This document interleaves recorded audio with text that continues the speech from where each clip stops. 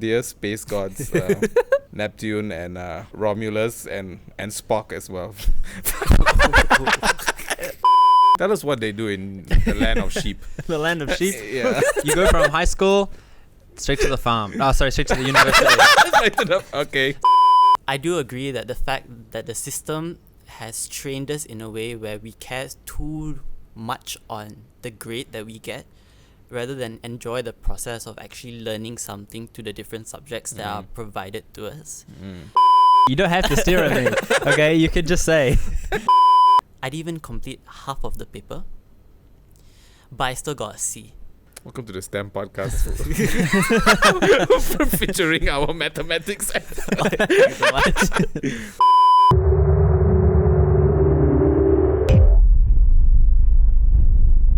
Hey everybody, welcome to Cut the STEM. This is our very first episode, and we're here to talk about all things related to space, STEM, and all the T, E, and the M's. And with me today are my two friends, Eric and Ethan, hello. Everybody, Hi, round of everyone. applause. Don't clap too near the mic. Right. Our sound woman will kill us. So Eric, what are we here to talk about today? I guess with SPM being like in a couple of weeks' time, we're gonna be talking about mainly like the relevance of SPM, but also the relevance of IGCSEs. Yeah.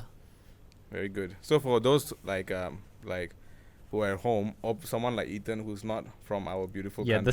this is new to me. We have a Yeah. whole different system in New Zealand. Yes, So please exactly. explain. Can you just explain to everybody what the SPM and the IGCSE are? Okay, so for our international audience, Okay, you don't have to steer at me. Okay, you could just say.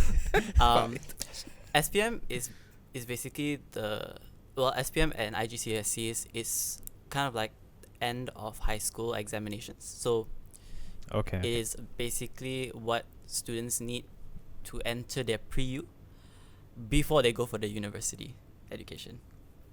It's a bit complex, but right now it has becoming like not so popular where students are opting out to do the exam. The idea Yeah. of pre-university is just so foreign to me. Yeah, right. Yeah, but then But okay. I think what you guys would do is do something more equivalent to like a A-level, Nope. right? No? No? Tell us what they do in the land of sheep. The land of sheep. Yeah. You go from high school straight to the farm. Oh, sorry, straight to the university. Okay. Sorry, my bad. There's two paths in life in New Zealand. You Okay. either become a sheep or you become a farmer. A farmer, Yeah, right. yeah, yeah. What did you do? I left the country clearly. So Okay, what did you I didn't study? Like either. I studied psychology. Okay, and how did you get there from coming out of school? What did you do? You have, I guess it's kind of the same. You have an exam at the end of the Okay. year. What's it out called? Of high school. In New Zealand, it's NZQA, which Okay. is just the New Zealand. Okay. Yeah. So just all right. So that's what SPM and IGCSE is. Yeah. It's the equivalent. Mhm. And from there you can go straight and do a degree, or you had to do something like a year one, and then how does that work? There's no pre-U in New Okay. Zealand. So you just go straight in Yeah, and you do just it. straight Okay. through. Fair. All right.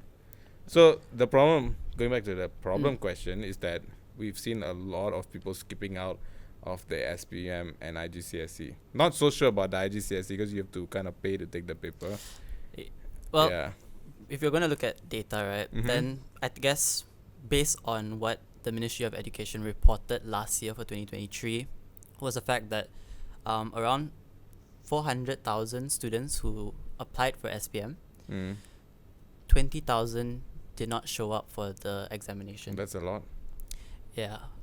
Like you may think that 20,000 might be such a small chunk from that 400,000 pool, Yeah, the Mhm. ratio is not too bad. but it's if you think about it in a smaller context, it's That's a lot of people. students. That's so Yeah. many people. And then I think for IGCSEs, the enrollment decreased by 10% Mm. from the previous years. That they started to see the trend in that pattern. Okay. Wow. Okay. For context, I think I took SPM because I'm a government student. Yeah. Yeah. And I took IGCSE because I was a homeschool student. Yeah. Mm. Yeah. So I do see why students are opting out, Mm-hmm. mainly because I wouldn't say it's the education system is flawed, but you have to be realistic and noticed that there are a lot of gaps within our system itself. So the system doesn't prepare you for the exam. Well, Yes and no. Like, Okay. props to all the teachers that are teaching, right? But I find the whole concept very strange because we study for 2 years for our Form 4 and Form 5, and then when it comes to like almost sitting for the actual examination, they give you like this scheme of like what potentially might come out. So it's kind of like already like, oh, hinting at this, but sometimes the scheme is not really correct at all. okay. And then after the exam, based on the pool of students that did the exam, the grading system shifts just to accommodate Yep. the success of the students. So it's not really a fair representation of how well a student did.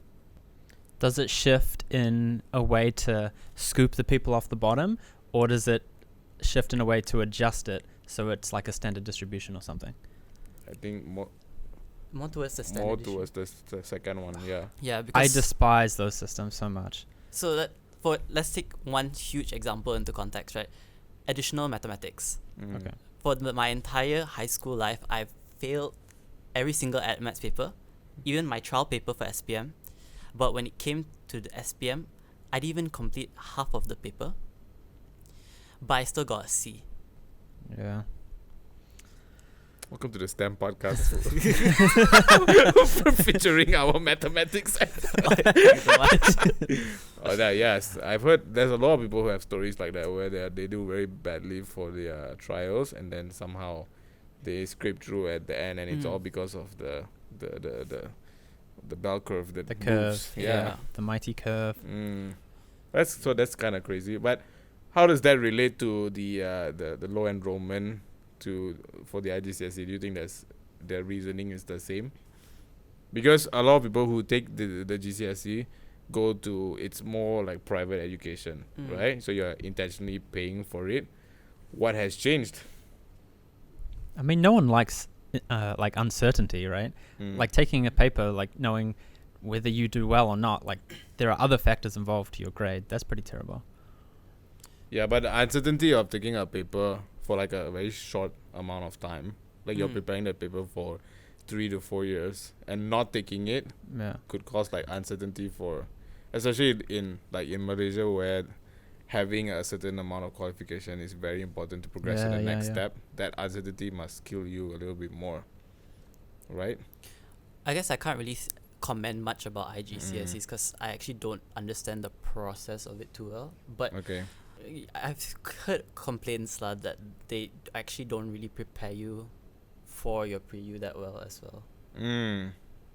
It depends what subjects you take. So wait, you cannot. So you selectively pick the subjects you want to take, is it?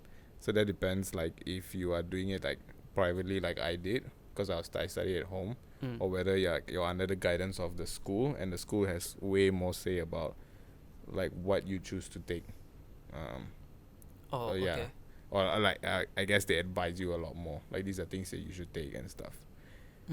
So I think that if you're able, a lot of kids, because you take it a little bit younger than you take the SPM, so a lot of kids don't know what they want to do.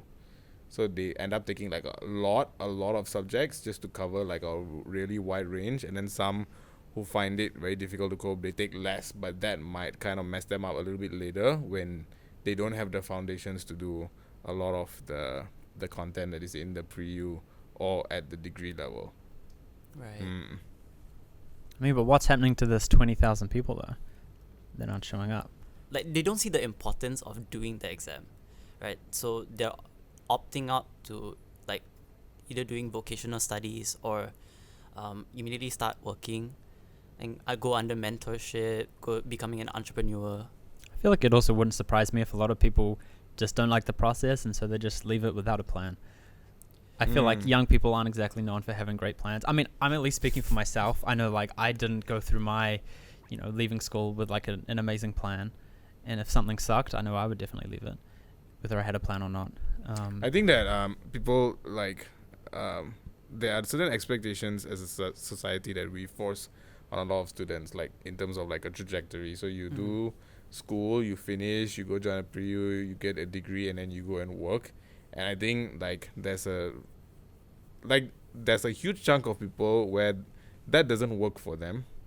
Right. Right, and then we make people who want to get into technical skills that involve a lot of STEM feel less than, you know. So like if you go into a vocational school and you come out and you're like someone who repairs cars, that's like not really an easy like skill, but we don't. And those guys are capable of earning a lot of money if they run their business well, but we don't make that as an option when we are talking to kids about what are things that they could possibly do, and we make it seem like this is kind of like the only way.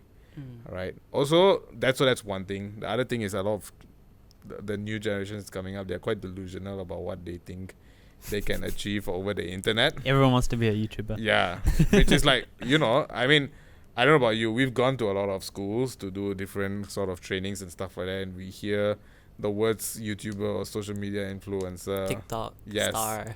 and not everybody can do that job. Right, it's like everybody can attempt to do it, but It's not only easy lah. only a select few kind of make it to a place where they can do it sort of full time. So that also could be like another sort of thing. And then the third thing I agree with you is also like the system. The system has kind of failed a lot of people or failed to prepare them to kind of take on the exam. And I think that whole idea you talked about where like they tell you this is what to expect, so you only study that. Yeah. So your educational experience is not very holistic, right? It's more focused on passing the paper so you can get out of school rather than like, did you learn something in these years that you were in school? Like, and do you know how to apply it in more ways than just the exam questions? So those are three major reasons from my perspective. If you all have anything do you disagree with, I would love to hear it.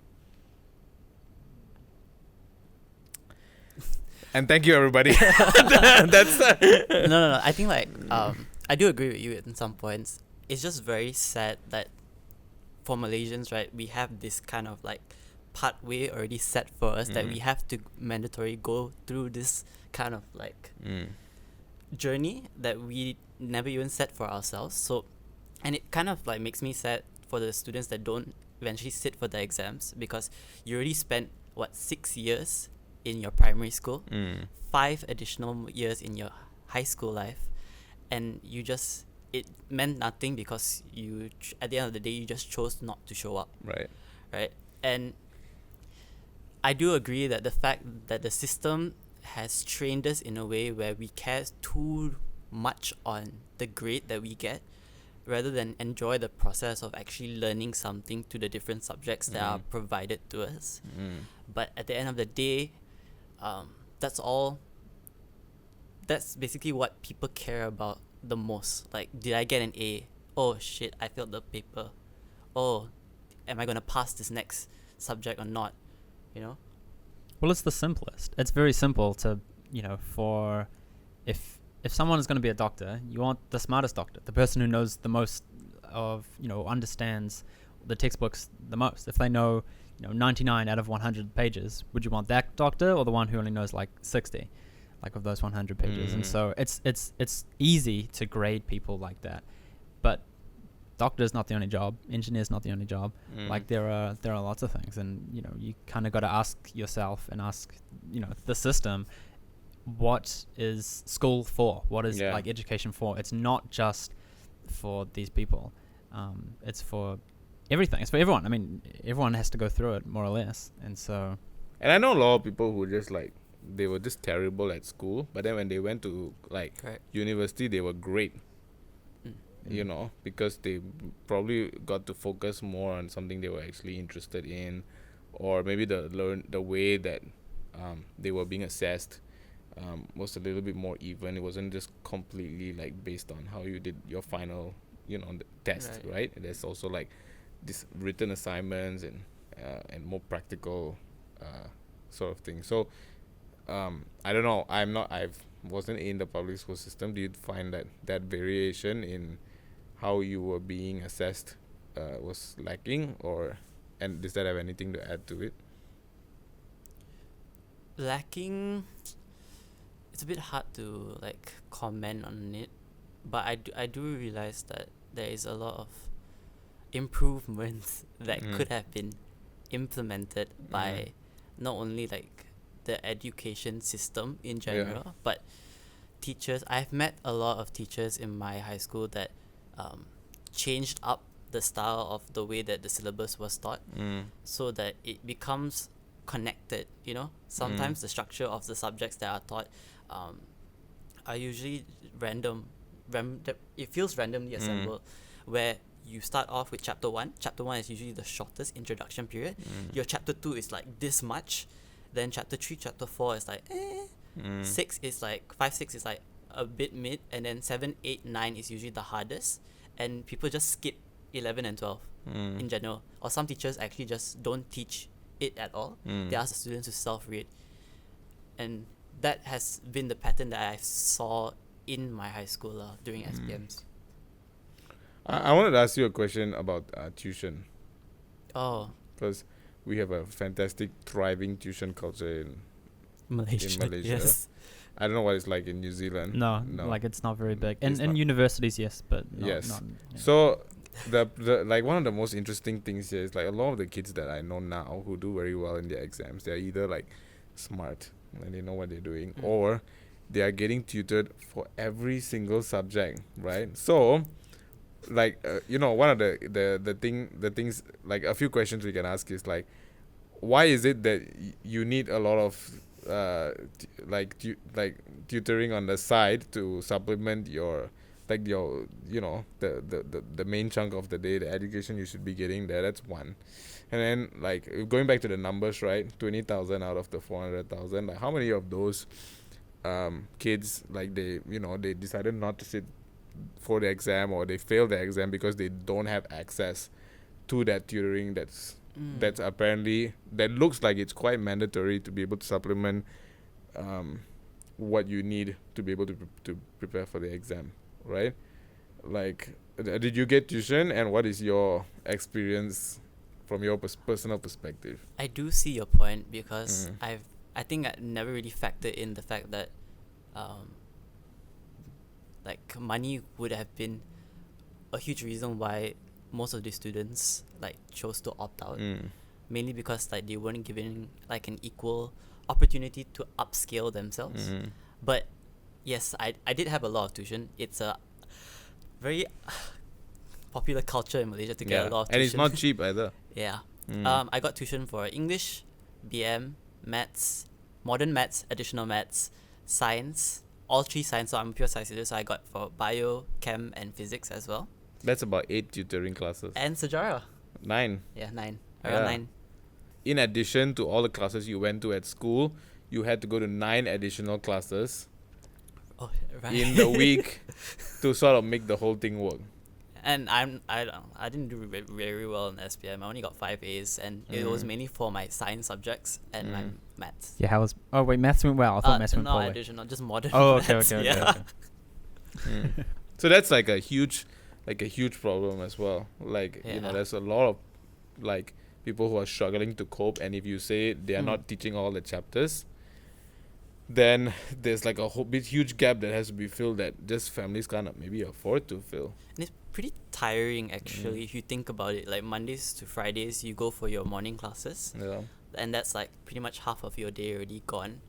And then sometimes you have curriculum, so you play sports, you go for clubs in the middle of the afternoon, and then come home evening, you have to do your homework for school the next day, and then your tuitions are usually at night. So you finish around maybe 10. I usually finished around 10 p.m. Yeah.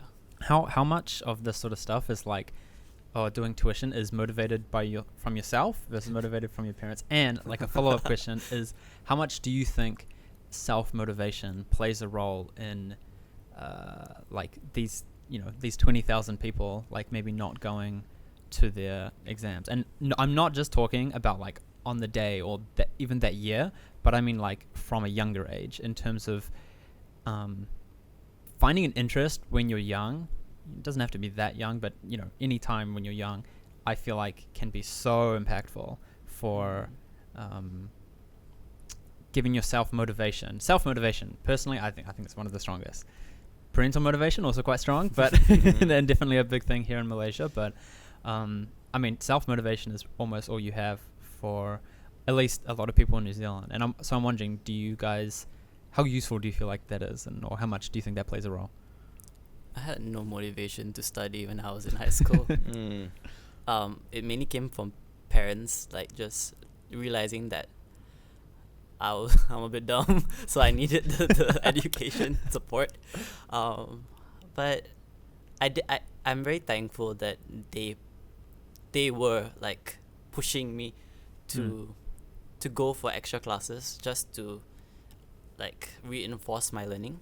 But yeah, I didn't see, or I wasn't really motivating myself because I didn't see myself as a model student, or like a student that was good in like that like to study and so on. Yeah.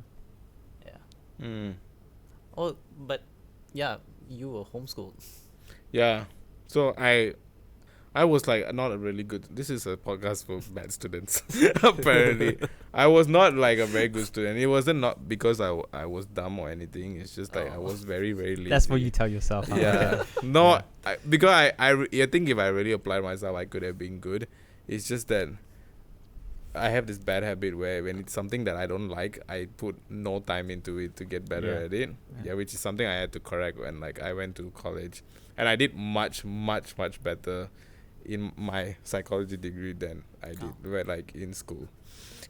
So yeah, it was like that kind of thing. But that was like to no fault of like the system or anything. I think also being homeschooled, you don't have like the peer pressure to make you want to like keep up with your grades and like or do like certain things like that. So like sitting for the GCSE, you have to pay for each paper that you right, and it's quite a lot of money. So like your parents they drive you to the exam and you go take it. There's You no do well.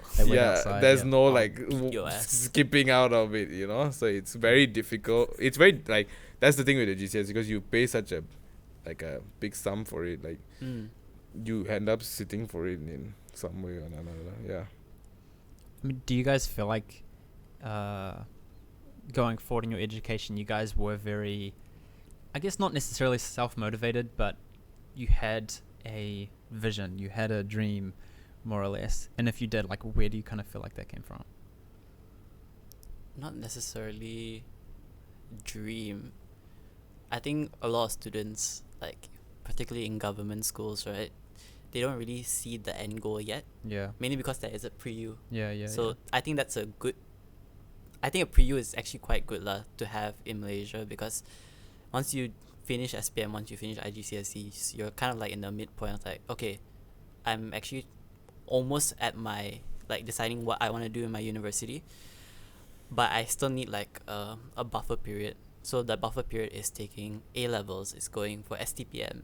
Yeah. Or you take like going and doing your pre-U, it will help you get into a degree program, but the subjects are still sort of broad and general, and it helps you like though you do have to sort of like for some courses take very specific pre-Us. Like prerequisites. Yeah. So it depends. But I would say that one intrinsic motivation that did come into play for government students, not sure about IG, but it was the competitiveness of your classmates. Yes. I think in like private institutions, private schools and stuff, I think that would definitely those IGCSE students would like they are very competitive about. Yeah. And it's because the school, like, I understand the purpose of arranging your students based on their capabilities, but it did feel like very like unfair sometimes. Oh yeah, the first class, second class. And system, then and you know like if you're in what class you are, that is how people are perceiving like how bright you are as a student. So like as someone who most of the students who are like in Malaysia are mostly SPM students, and you're the most recent graduate, I guess, due to our age group without year. Oh, okay. Yeah. So like what would you like to those 20 because those 20,000 who didn't show up or stuff like that? Like, what would you say to this next batch that is sort of coming up? I would say take the paper, take the exams. Whether you feel like you want to or not, just try it, because you already like you've spent so much time like going through the entire process. Just try it, because at the end of the day, your SPM paper, yes, it may get you into certain places. It can be beneficial sometimes, but it does not dictate like who you are as a person, you know, right? But it takes a lot of guts to also opt out of the exam, because you're gonna be facing a lot of like scrutiny from a lot of different parties.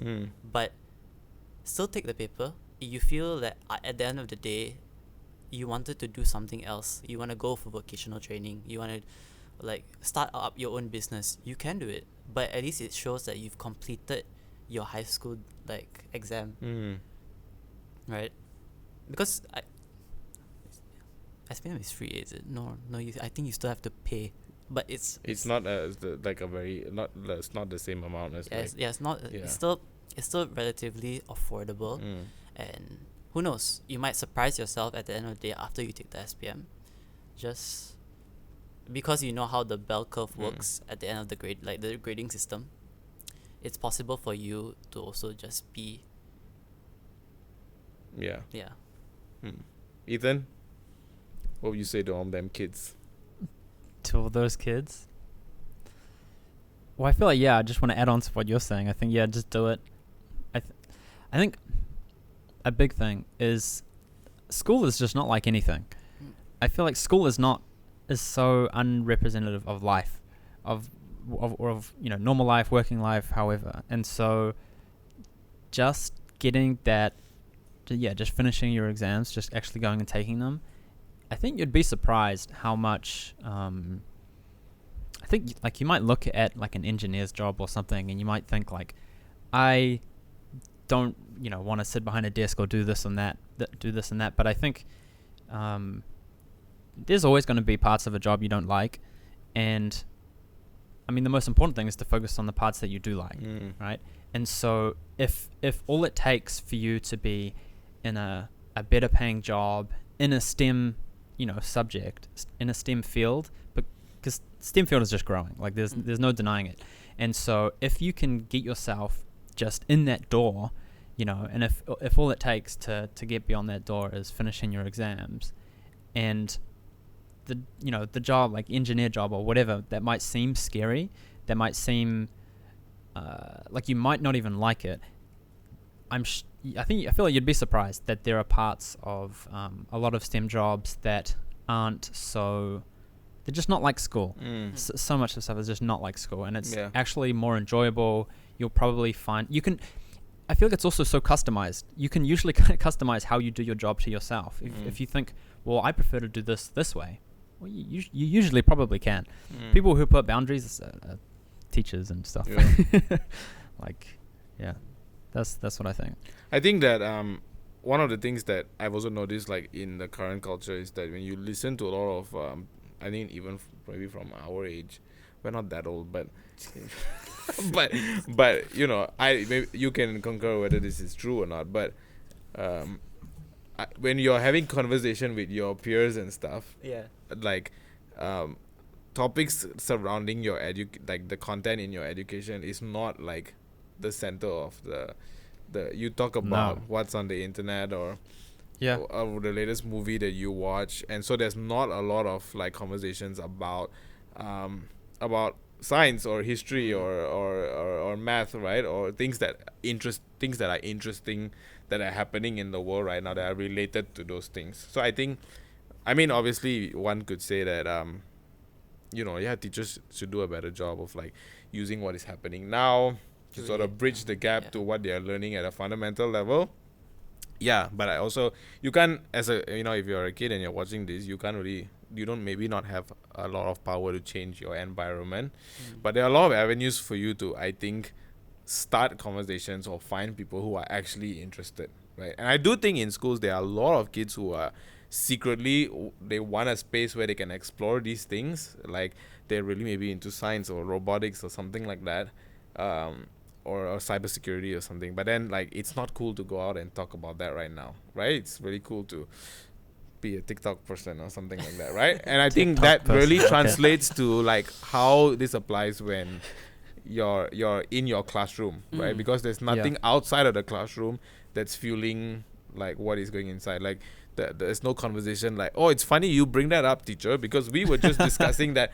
And obviously it takes a lot of work to get there, right? It's not an instant thing, but you know, if you can't find a community in school, I'm sure there's so many Yeah, there communities is. online that you don't have to pay to access, just people who are having this kind of conversation. And even the way you enjoy content, like, you know, being on social media or being on YouTube, there are ways that you can still be on those things and still consume a lot more information regarding these things rather than just like watching entertainment stuff, which is fine, but having that balance really fuels. So I think if you don't understand something, it's also really good. I think there's a lot of people who would benefit from being able to see a practical application of this. For example, like we are related to an L&D company in our own way, and one of the things that they do is they do a board game that teaches accounting principles via running like a car factory, right? Yeah. And I did like accounting in my preview. I could not get it. I played that game. I was like, dang, I'm good at this, you know, right? So it's like all these kind of things are just not like all these. Like I feel like if they had that game in schools, It'll be easy a to lot of understand. people would understand Yeah. like the tables much better than the way they teach it, like on a so I Formula think chart. that's really Yeah. like having those kind of things is really, really important. And often it can be like an activation energy thing where you just got to get over that hump, and then Yes. things might just fall in line, and things just Yeah. might start making a lot of sense down Yeah. the road True. as well. Yeah, I think when you start something, it's not instant. It's like it takes a little bit to. Starting something is the Yeah, hardest part, yeah. for sure. So yeah, good stuff, guys. I really enjoyed it. I mean, a really great example of that is Space Camp. Yes, Oh, tell us right. more, guys. An amazing place, an amazing time to get There's too to much get over selling. that activation energy. So I've never been to Space Camp yet. I've got the shirt. All right. I haven't had the chance to go to a physical things. I've seen all the recaps. Mm. It looks very fun. Eric, you've been to a few, right? Would you like to tell the kids who are watching, like, again, we talked about spaces where you can meet people who are sort of interested in this kind of thing and sort of building a community. Talk to us about how Space Camp also provides these kind of experiences. So Space Camp is basically, from Space Quest itself, it's aimed towards providing outlets of other STEM opportunities for students. Instead of what we generally know as the three main sciences, biology, chemistry, physics, there are so many divisions within STEM itself. So at Space Quest, we are providing students opportunities to do either space science, robotics, cybersecurity first, as we explore and expand our curriculum in the coming years lah. Yeah. And what are some of the fun things you get to do at Space Camp? Because of our relationship with our partner in the US, we have actually have access to send experiments into space due to internet connectivity that Danny Kim put in space. Other than that, building your own robot from scratch, designing it, and then eventually coding it to do different things. Cybersecurity, how to protect yourself online, number one, but you actually learn how to attack and defend, mainly into the different systems, and there are different types of like pathways to do hacking and so on.